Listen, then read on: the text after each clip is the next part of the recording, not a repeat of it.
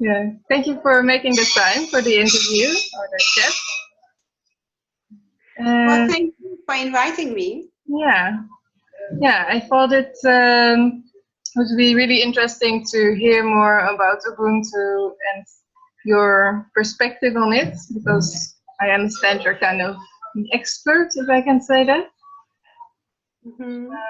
So I thought maybe you can first talk a little bit about yourself. Where did you grow up, your education, and maybe also why did you move to Europe and what you are doing now, something like that. Okay. Well, so my name is Ntogozo, this is my original African name, and I'm known as Nonty, and in Spain some people call me Charity because that's my second name. And I'm born in South Africa, and I mean, I see myself very much as a global citizen right now because I've moved around so much and really have a connection to so many people all around the world and so many social movements.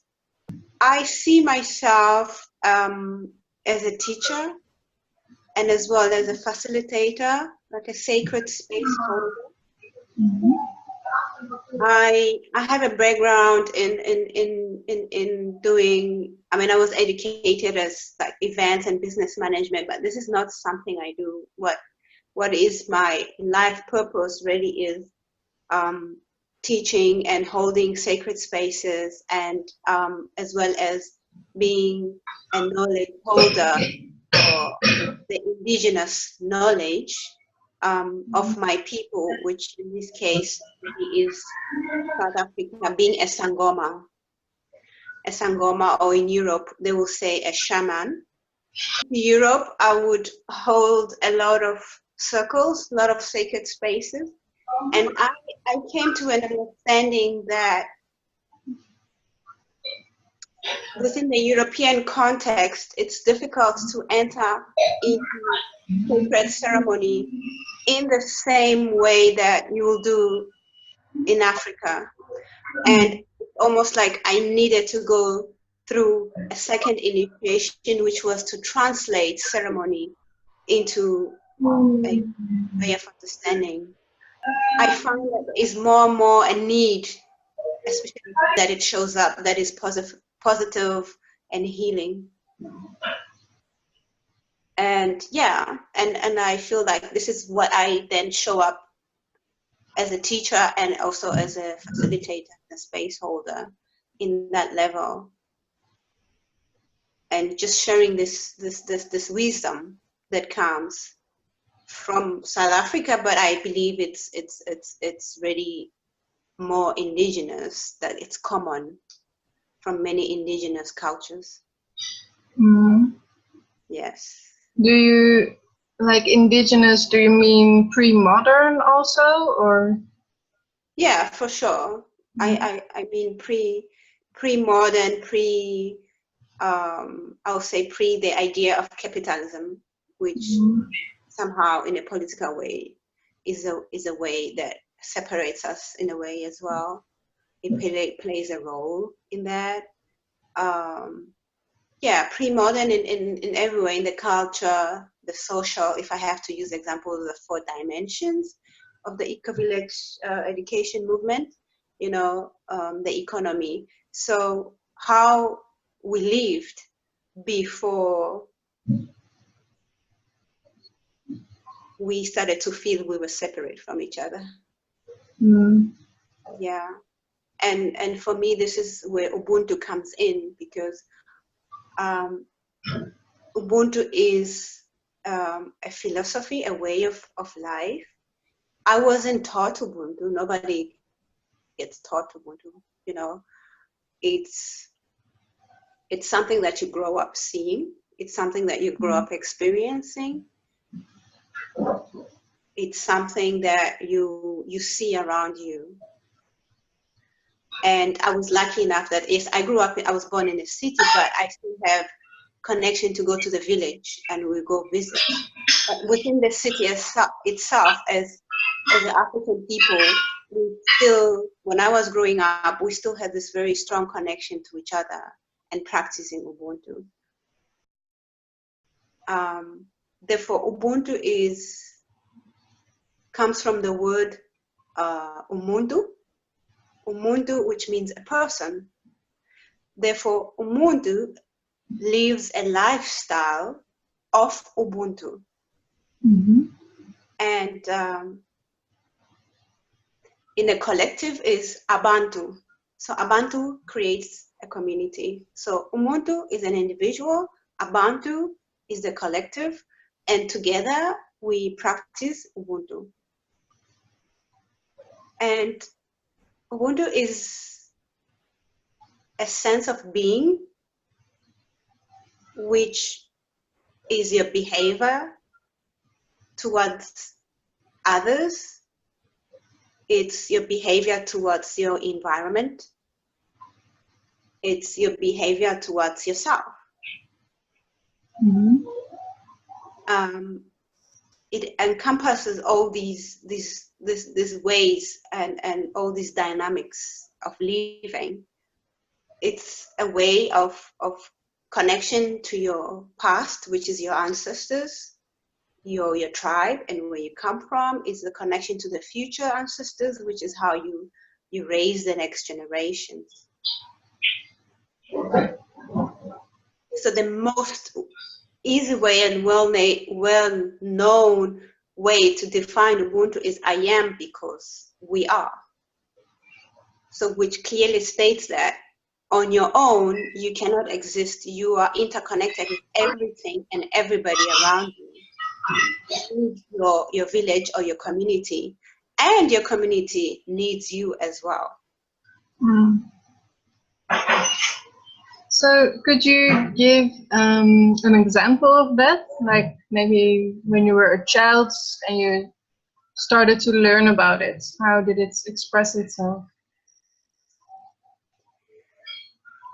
So it's like, I will start by saying, this is the idea that in a village, so I tell a story in a way that it's easy to understand, is that when a child is born in a village, it's almost like the village is already waiting for this child. The village has already been waiting for this coming of the soul into the village, because it's an idea of you were born into the village in that time, in that village for a purpose.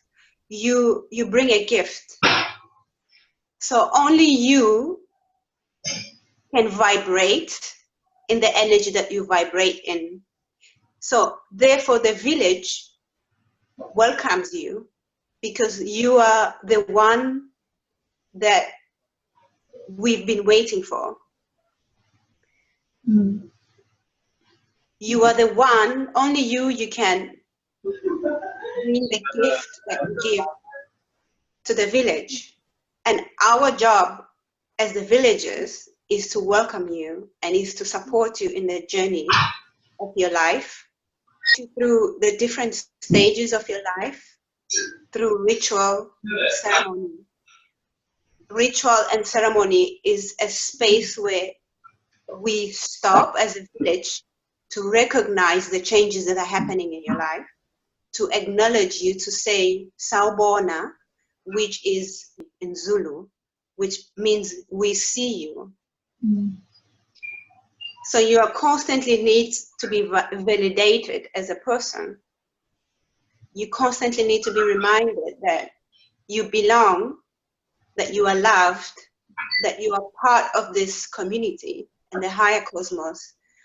And also ceremony is important because then it's also a moment of reminding you that you come from somewhere.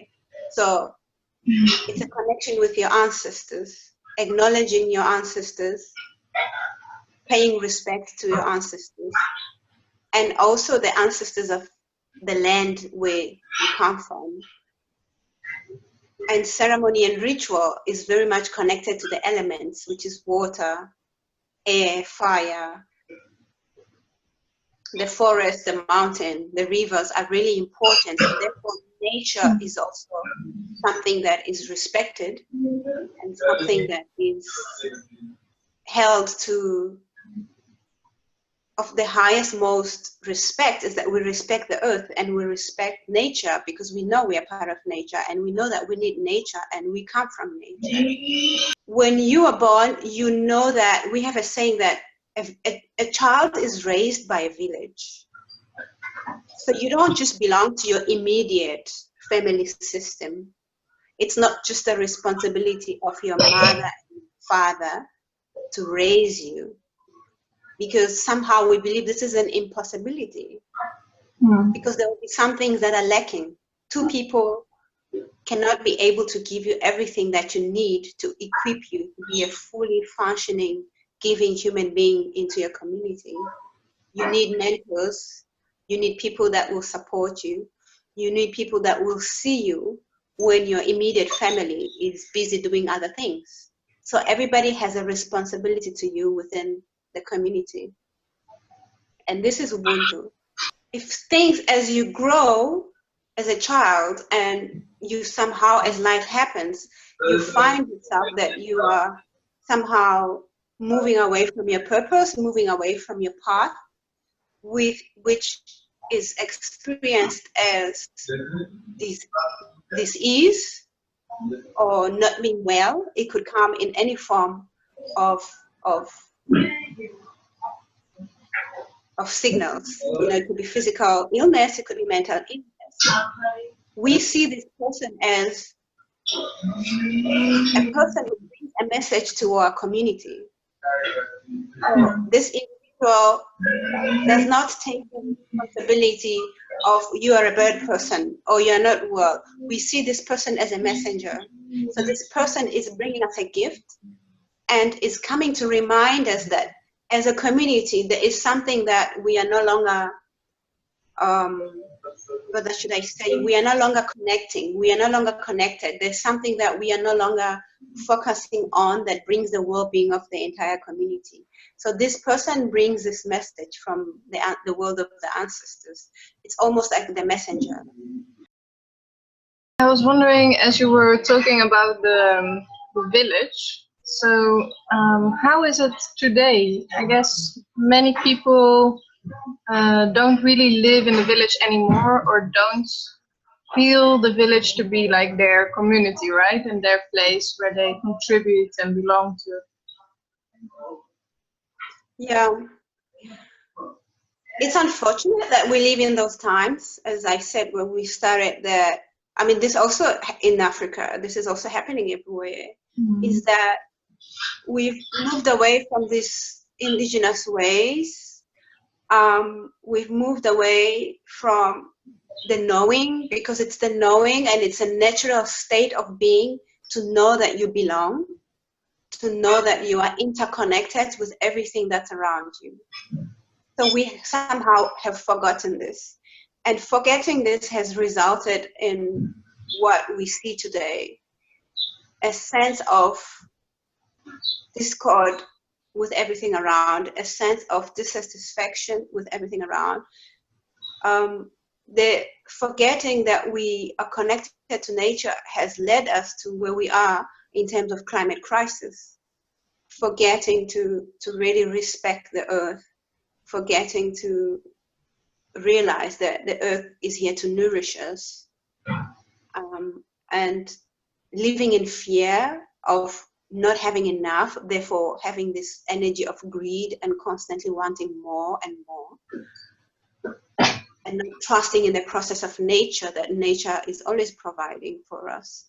So we see this very clearly in this world that we live in. Hence, there's many people who are awakening and who are saying we need to go back into the indigenous ways. We need to find a way to bring back and live within the wisdom of the indigenous ways, and yet as well as bringing, of course, the future technologies there. And then in this way, we creating a new world, if I have to say, or a new path.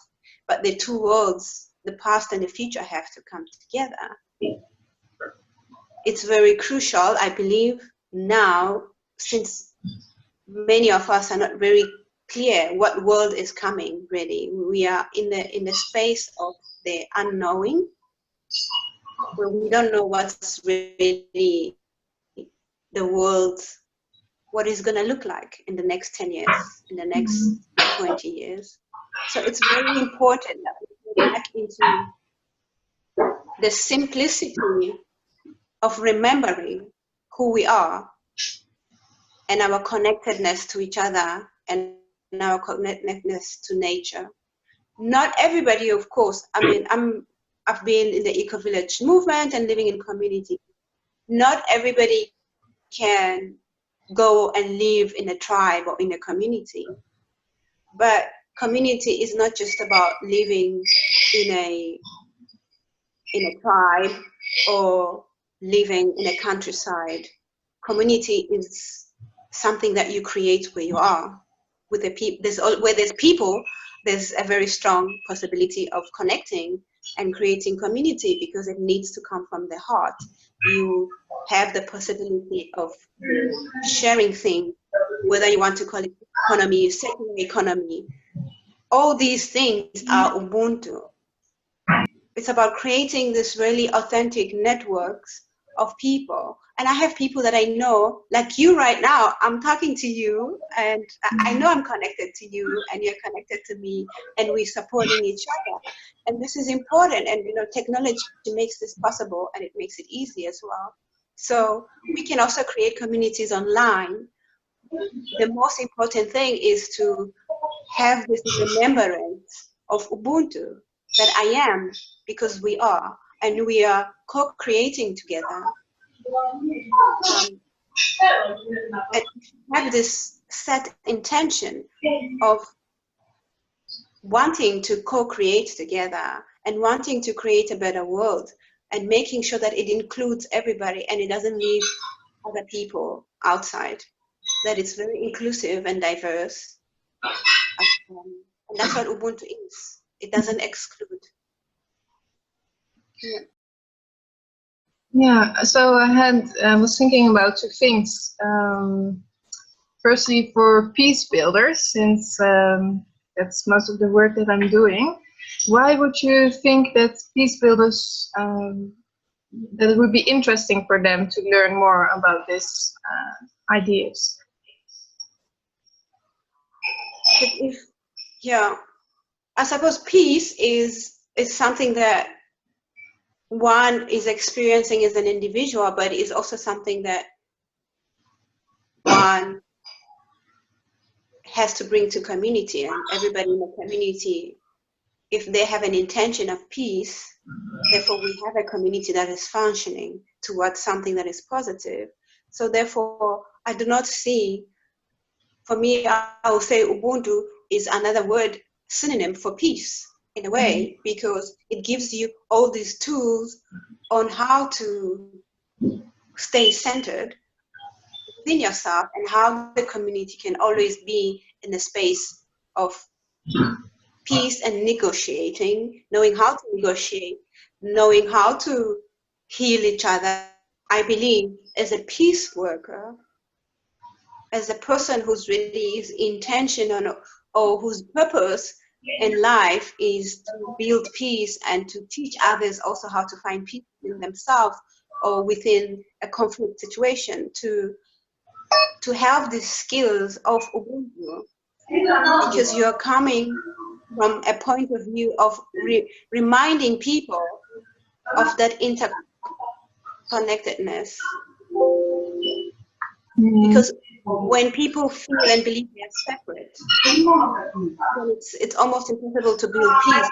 Why would you want to be in peace with something that you don't identify with, something that as the other?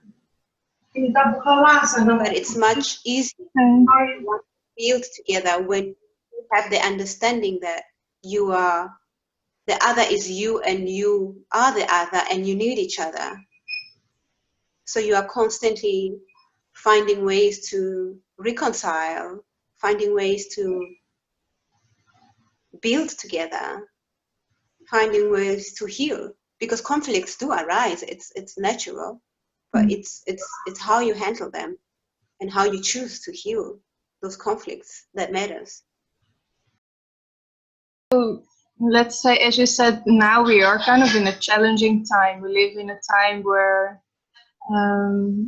this interconnectedness is not taught anymore, and it's also not a given in people's lives, in most people's lives. So how do you think that we can restore this understanding? Start small. There is no, I find sometimes people in the West want solutions now. You know, when there's a problem, it's like a solution here. What do we do? It's not more of what do we do, it's more of let's gather together. Let's gather together and really understand what is really happening. Welcome what the grief, welcome the pain, and see what it's coming to teach us. So you hold these sacred spaces. And from these sacred spaces, I have found that then the collective intelligence, because we know, we have this memory. We carry our ancestors, all of us, Westerners, Africans, Asians, we carry this knowledge within ourselves. So therefore, we just need to be still and silent enough and remember to go back into the tree, which is the times of the circle. So when we gather together in the circle with an intention of wanting to remember, the wisdom comes, in collective intelligence brings up all these solutions and the wisdom, and how to, again, remember. We begin to remember. We begin slowly to go back into a natural state. And yeah, for me, this is a crucial first step of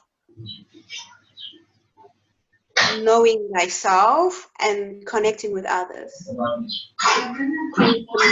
When you say create community where you are, then the answers will emerge in a way. The answers, they always emerge if you set intention and the answers always emerge, because the answers are always there. We just have forgotten to go into ritual. We've forgotten to go into ceremony, into that stillness. We forgot to gather together.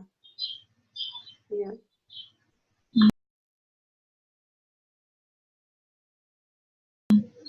So one last question about diversity, because and also I guess in a way the global village maybe. Like right now we are so connected with each other, and the world has an immense diversity, in everything, right? And well, all the aspects that you can think of. And also this diversity very often is a source of conflict, right? And a source of division.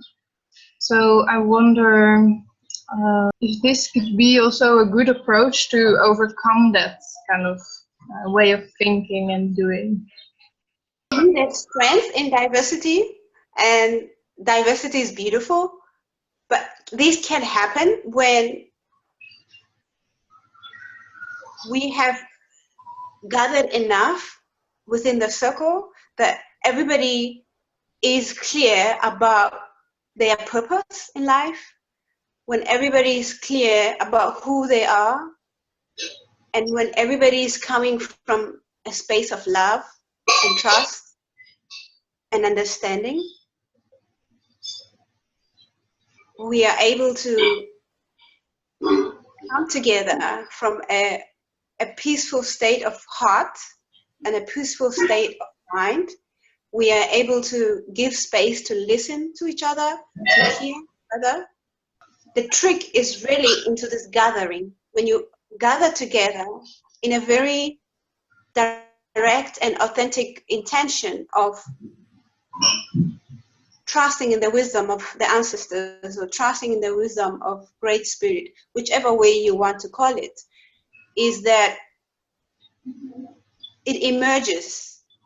Because it doesn't matter which tribe you come from. It doesn't matter which part of the world you come from. we are all just human animals really looking to connect. This is our basic need, our basic instinct. We all wanting a connection with each other. And all the other layers are almost like secondary. It's almost like we remember that we are souls first, and then we have different tribal names, and then we have different color skin. It's like, but this is not something that should be separated. This is something that should be a cause of celebration, celebrating our differences. But because of everything else, the system that has been designed exactly to do that, to separate us from ourselves, from nature, from each other, we have developed beliefs of the fear of the scarcity, the other and the me, and there's resources and we need to be fighting for resources. But this is all false. This is not true. It's not true. And race is a myth, you know.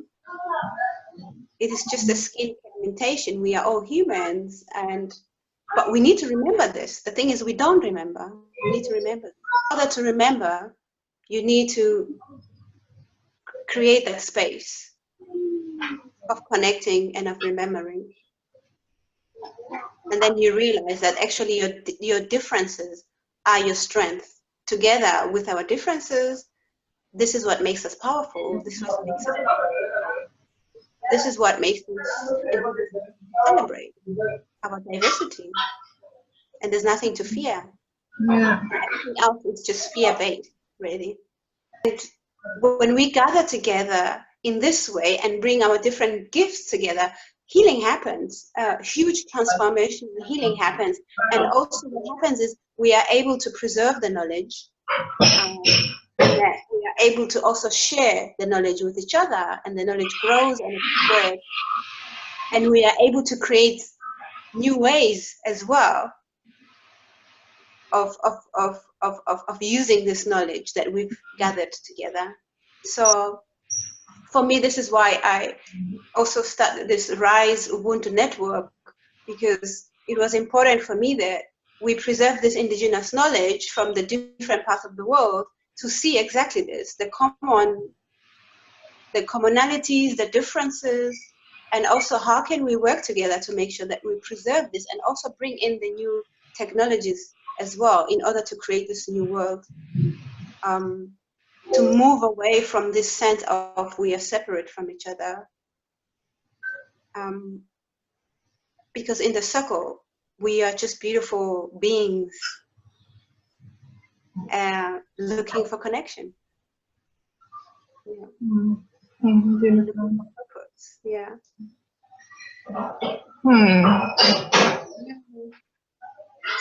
I think we... Sorry. I was just thinking, in the times of conflict, of course it's difficult to get people to sit down. For example, you see the issues in Europe of immigrants, refugees, and people. It's hard to have that compassion and empathy and come to the circle and learn from each other. But it is possible and it's doable. Yes, definitely. Yeah, time and patience. Yeah. Well, I think, you know, sometimes it's just important to give people a vision. And so I think that's what you really did. And then you can kind of move towards it and start to meet each other, as you say, and it can start to be remembered and to emerge. So I kind of like that. It doesn't need to be like a plan and take these and these steps, you know. It makes sense in this way to me. Yeah. I'm glad. Yeah. Well, thank you very much for your vision and explanation and wisdom. And is there something that you feel like you would still like to add, or? We live in really difficult times, and we are having crisis, you know. Some people might have lost hope, and some people might feel super enthusiastic, and some people might feel we need to fight all the time. But I think we just, in all of this, and there's no right or wrong way, let's just remember to just take that moment and be still and just have compassion for ourselves and have compassion for the other. And create these spaces, the sacred spaces. Let's hold the circles. Let's go back into the time of the tree and the time of the fire, where we just made time to sit and listen to each other and support each other and empower each other and heal, you know, grieve and really grieve and heal from all the traumas that we are carrying. I think it's more important now than ever. And let's teach our children that. Let's always find a way to pass that down to the next generation. Yeah. Right. Well, thank you then. And, thank you. I hope the message is going to spread, even with the noise in the background. Community, this is part of a community. Just a little bit through them. Yeah. So thank you. Yeah. Thank you very much.